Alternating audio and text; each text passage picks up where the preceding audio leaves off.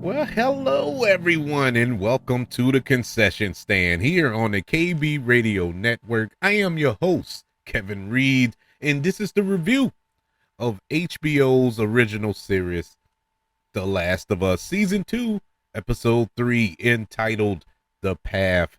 And this episode is dealing with the aftermath of everything that took place in Episode 2 of this season, which was exciting, thrilling, action packed, and emotionally draining.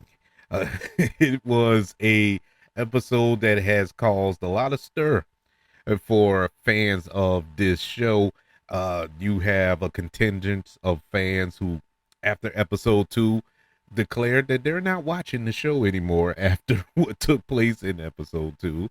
And you have a contingent of fans that have decided to send death threats to the young actress who plays Abby on the show after her character murdered Joel, uh, played by Pedro Pascal. Yes, actual people sent actual death threats to this lady on social media, to whereas HBO and the showrunners of The Last of Us had to release a statement telling people to stop.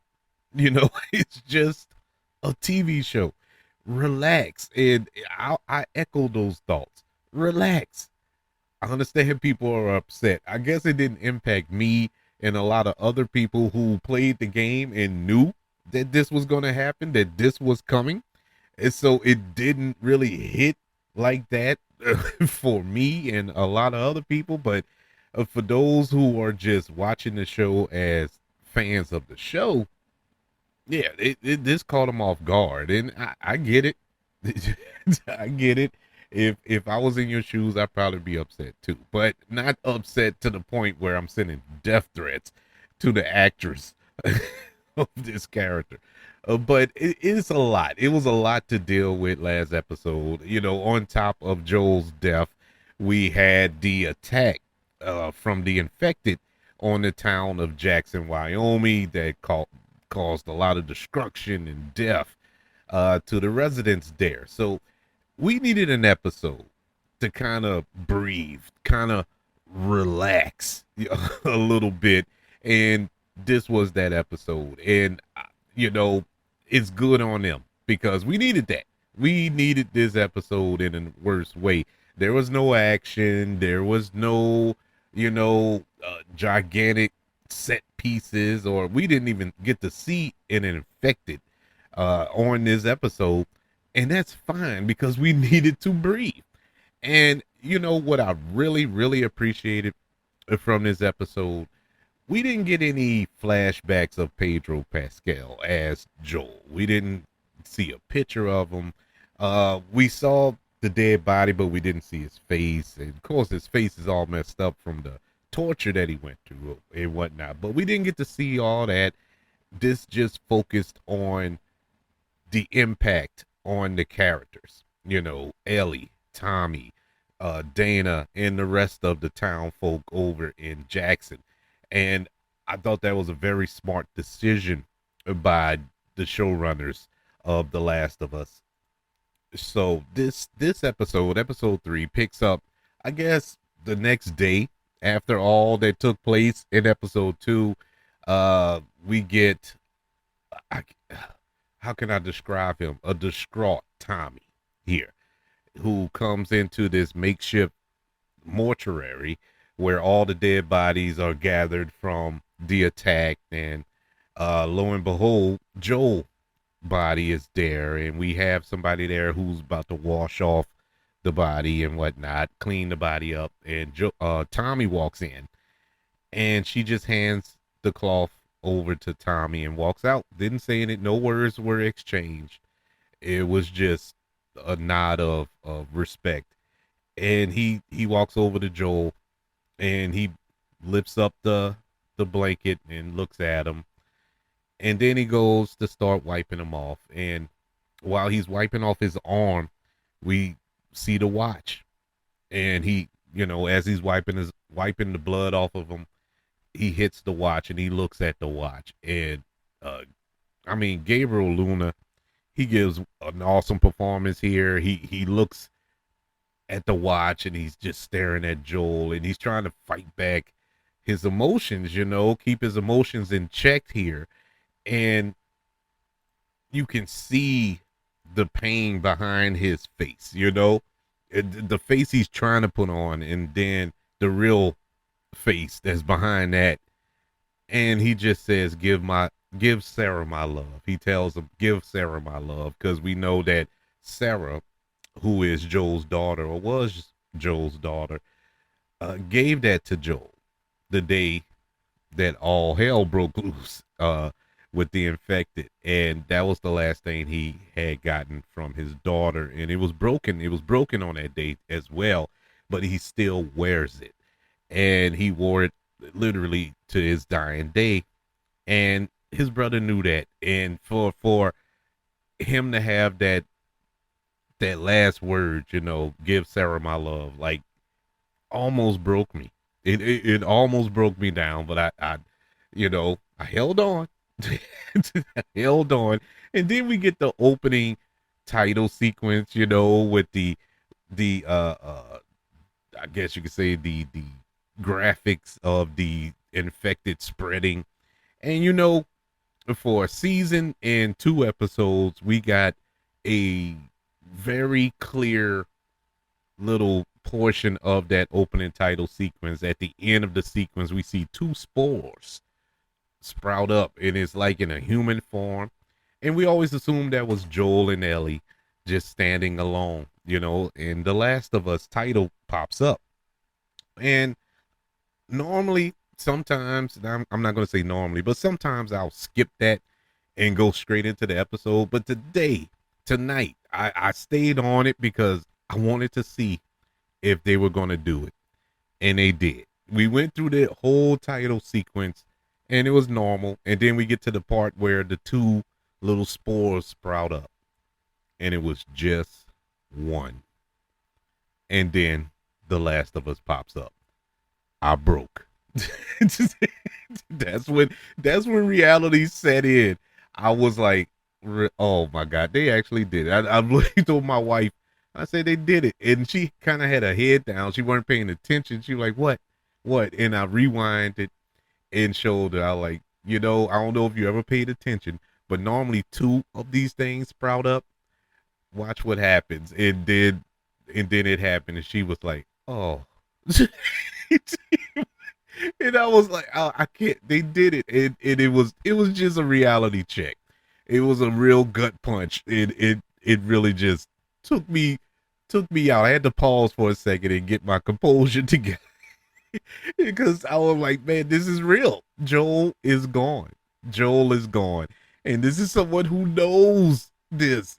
I knew this with the first season, before the first season even started. I knew that this was going to happen. This was inevitably going to happen. And now that it's here, it didn't prepare me. I still was not prepared. But that was the moment when reality set in for me. And so we after the sequence, we get Ellie. We get Ellie, who at this point, I guess she had broken ribs or whatever, and they're from her getting kicked in the ribs last episode, and she went through it as well. And so she's kind of sedated, and then she wakes up screaming. And at first, like in the trailer, leading up to tonight's episode, I thought that she was screaming because she saw Joel's body in the hospital with her. And for a week now, I'm like, why did they have the body in there with her? I was wondering why, but that's editing for the trailer, because that's not what she saw. She woke up and she started screaming because she was having a PTSD moment. She was thinking back to when Joel was murdered. She was envisioning that moment and she started screaming. So immediately we're like, okay, she's trapped in this moment. This is pure hell for her. the one father figure that she knows, the only man that, well, the only person, man, male or female, to ever protect her, to do all this for her, to love her, is gone. The one person left in this world is gone. And it was so powerful. That scream, Bella Ramsey, man, that reaction was powerful, man. It was powerful. So they had to sedate her again and uh put her down. So now we get to a moment where and I'm trying not to go through every part of this episode, but it was so much happened in this episode that was really poignant and cool, and I liked a lot, even though this wasn't a action packed episode. They weren't running from infected and all this here. It was none of that, but this was a really good episode, really good episode. uh the the little conference between Gail and Ellie. Gail, played by Catherine O'Hara, who's the psychiatrist. And, before Ellie can leave the hospital, she's talking to her and trying to see if she's all right to leave. And once again, Bella Ramsey doing God's work here. She she puts on this facade like, oh, I'm fine. Everything's cool. And she's telling Gail everything she needs to know. Now, normally a psychiatrist would be like, okay, you're BSing me. I don't have time for this. Gail knows that Ellie is lying, but at this point, Gail is not your typical therapist, because this isn't a typical situation, and they're not living in a typical world. And so she's like, okay, whatever, go, go.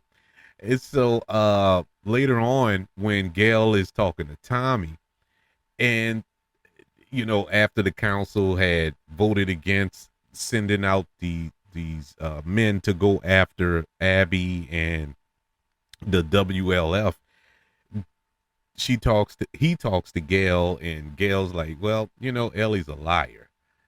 And and Tommy's trying to defend her. He's like, well, there's a difference between someone lying and being a liar. And Gail's like, yeah, you're right, but she's a liar. you know, I know what she's gonna do. And Tommy is like, I know she's gonna do something stupid. And for those of us who know the game, know that Tommy, they did a lot of changes here as per the game. We know in the game, Tommy was the one who was with Joel in Abby's cabin or lodge or whatever it's called when Abby kills Joel, but Tommy was knocked out. So it was Tommy there, not Dana, but they changed it for the show. And so when they got back, and I'm talking in the game here, when they got back to Jackson, Tommy kind of helps Ellie, defy Jackson and go off to go find Abby. Here he kind of does in a way, but not in the way that he does in the game. He knows that Ellie is not going to be stopped. She's going to go after these people. But he's in a conflict as well, because deep down he wants to go after Abby too. He wants to go after these people that killed his brother. And these two past episodes with Gabrielle Luna as Tommy, he's really been shining here. I loved him last episode. I thought that was a great episode to showcase him in this role, but this episode really touched in on Gabrielle Luna's acting ability, because he was so conflicted. The character of Tommy is so conflicted right now, because he wants to go after these people. He wants vengeance. He wants justice for what happened to his brother. But at the same time, Jackson needs him. Jackson has just suffered a catastrophic attack, and they're hurting right now. So he has a responsibility to stay there, but he also morally has a responsibility to be his brother's keeper, and this episode really shows Tommy in this conflict emotionally, and it was a wonderful thing to watch. My other part of this episode, or probably my favorite part of this episode, was dealing with Ellie and the character of Seth. And Seth is the, I guess, bartender who, you know, had the homophobic slurs in the first episode when not Abby, when Ellie and Dana kissed at that dance and got into it. The one Joel punched and, caused all that hoopla at that dance. Now in the game, um, Seth does apologize, but he was made to apologize just like he was on the show. But that was pretty much it for that character. But here on the show, they gave him this episode to kind of shine. And Robert John Burke plays this character. And, I've been a fan of his for a long time. Often wondered to myself internally why he hasn't, or why he never did rise to the heights that I thought he would be. He took over the role of RoboCop in that horrible RoboCop 3 after Peter Waller didn't want to do it anymore, or didn't want to do that one because it was stupid, and I understood. But John Robert John Burke took over that role, and you know he was all right. But I really loved him in Thinner, that Stephen King movie where he was this big fat lawyer and he was cursed by these I think they were gypsies, or it was indigenous people, or I forgot. It's been a while since I watched it, but it gave him this curse where he would be thinner, and he would constantly get thinner to the point that where he'll wither away. And I loved him in that role. But in any event, he did an exceptional job here. In the council meeting, he stood up and sided with Ellie and sided with the cause. It wasn't so much Ellie and it wasn't so much Joel, because remember, the last time he saw Joel was his fist coming at his eye. And so it isn't like Joel was his buddy, but it was the call. It was the cause. And he really championed it, and it was to no avail because the council voted against it. But he is the one to help Ellie. After Dana said, "Look, I know a guy that can get us supplies to go off on a journey," and lo and behold, it was Seth. And the moment that got me was when he opened the gate and they were about to leave, and he reached out his hand to Ellie, and to shake, and Ellie shook his hand as just a moment of respect, as a moment of acknowledgement of each other's uh, uh, uh, dedication, not only to this cause, but also as a form of a true apology, as per the apology we got in a previous episode that he was forced to give. This was the real apology, and it was moving, man, because he didn't have to say the words, she didn't have to acknowledge it and all this here, but it was real. That handshake was real, and it was great. I loved it. The majority of this episode, to my knowledge, from the Last of Us Part 2 video game, I don't think any of this existed. I don't think none of this episode was a part of the game, but it was still a good addition to this season, to this show, and I think it sets up a lot going forward, especially the last half of this show, or should I say the last scene, where we get to Seattle and we see that the wolves, that the WLF, is bigger than what they anticipated. This is actually an army that they are going up against. And so Ellie and Dana has bitten off more than they can chew. And so it's going to be exciting to see what happens next. What more are we going to experience, and how Ellie and Dana are going to navigate through Seattle with this contingent. But this was a fire episode in my eyes. I mean, on an emotional level, coming from such an emotionally draining episode as episode 2, to come to this one and kind of breathe a little bit but get a lot of story and just sit back and kind of relax before we rev it back up again. But that's my feelings on episode 3. I would love to know, how are you feeling about episode 3? Do you feel a little better? Have you come down from your depression? I wasn't until I watched it. I was all right until I watched this episode, but it's a good draining. It's not bad to the point where I'm mad, but it's good. It's more of a in memoriam, if you will, without being a just a emotionally Joel episode, to whereas they try to milk all of your sad emotions out of you. But I enjoyed it. How about you? Email the show, kbradiopodcast@gmail.com. You can also search for the show on all social media platforms. Just search for the KB Radio Network. Don't forget about YouTube.